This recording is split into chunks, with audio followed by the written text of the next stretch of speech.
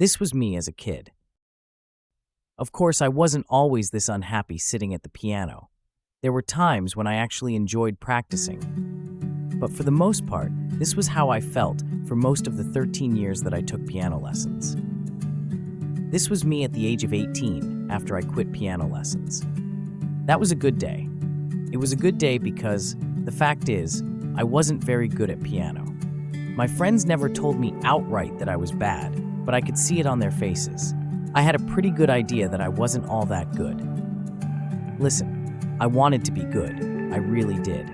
But if I couldn't even impress my closest friends after 13 years of lessons, then maybe it was time to give it up, which is exactly what I did.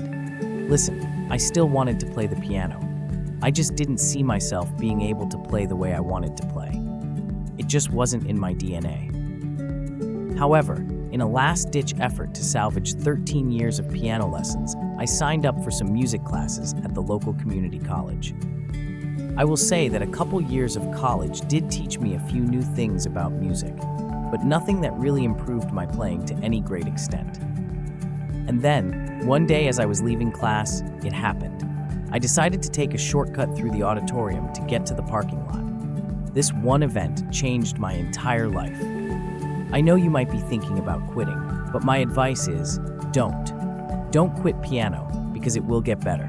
You just have to find the right piano method for you. It took me 15 years, but I finally learned the secrets of playing the piano, and so will you.